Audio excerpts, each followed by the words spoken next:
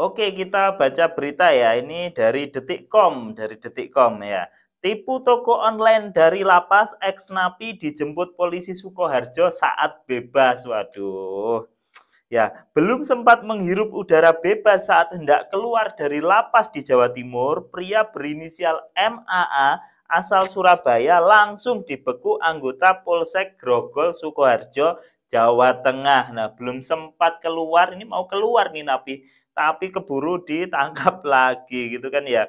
Ya, terjadi penipuan online. Uniknya, pelaku berada di dalam lapas Jawa Timur. Dia pesan barang ke perusahaan Sukoharjo sejumlah 84 juta. Nah, ini ujar Sigit.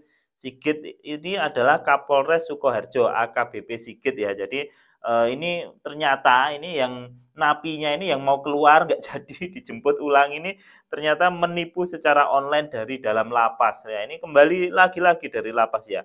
Sigit mengungkapkan pelaku memesan plastik klip ke PT Cahaya Karisma Plasindo yang ada di Sukoharjo. Pelaku dan temannya menggunakan nama CVAMS saat melakukan pemesanan. Marketing kemudian memberikan nota tagihan ya. Jadi ini dari dalam lapas ini tiba-tiba pesen dia ini penipu ini pesen dari dalam lapas pesen ke PT Cahaya Karisma Plasindo ya berupa plastik klip, kemudian penipu ini mengatasnamakan CVAMS ya. Dalam aksinya, MAA dibantu temannya yang berinisial ETS. ETS saat ini ditahan di Lapas Kelas 1 Cipinang. ETS bertugas membuat bukti transfer palsu yang dikirimkan kepada sales PT Cahaya Karisma Plasindo. Ya, motifnya sama seperti yang kemarin-kemarin ya. Jadi memakai struk transfer palsu ya. Teman-teman hati-hati karena struk transfer palsu ini gampang banget bentuknya ya. Bikinnya gampang, programnya juga banyak sekali. Bukti transfer diminta perusahaan dikirim oleh pelaku tapi palsu, sehingga marketing mengeluarkan barang tersebut. Nah, ini dia. Jadi marketingnya ini karena sudah merasa mendapatkan bukti transfer yang mengaku dari CVAMS ini, padahal ini penipu, langsung mengeluarkan barang yang yang dipesan gitu ya.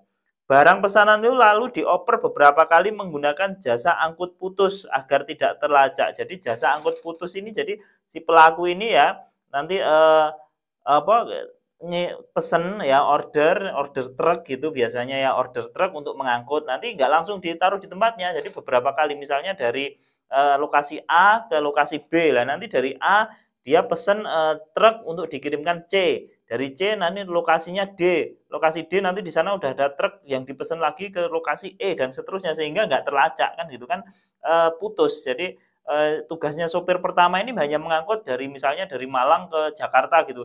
Sopir pertama ini hanya mengangkut dari Malang ke Surabaya. Nanti di Surabaya udah ada order sopir lagi. Nanti terus gitu. Nanti Surabaya ke Madiun misalnya. Madiun nanti ke mana lagi. Jadi sistem biasanya penipu biar tidak terlacak itu menggunakan jasa angkut putus seperti itu ya.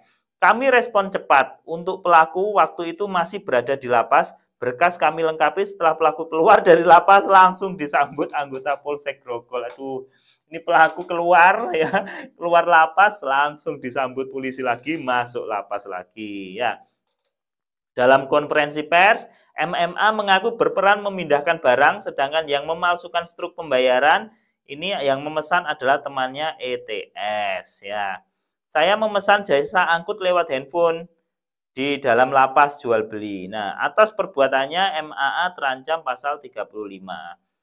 Pasal 51 tentang informasi transaksi elektronik dengan ancaman hukuman 12 tahun atau denda paling banyak 12 miliar. Jadi modusnya gitu ya. Jadi modusnya pesan kemudian ke CV ini pakai struk palsu setelah barang dikeluarkan dari gudang ya itu nanti akan ada truk pengangkut ya truk pengangkut yang dipesan lewat online. Nah, dari truk ini nanti dipesan ke daerah tertentu di suatu tempat dan di sana pelaku ini mesan truk lain lagi pindah ke truk. Kemudian itu terus seperti itu sehingga nanti sampai ke penadahnya. Jadi hati-hati intinya satu, struk palsu harus waspada, harus hati-hati jangan sampai ya kita bisa dikibulin. Jadi bikin struk palsu itu cukup dari handphone nggak sampai semenit 2 menit jadi. Jadi tetap waspada dan hati-hati.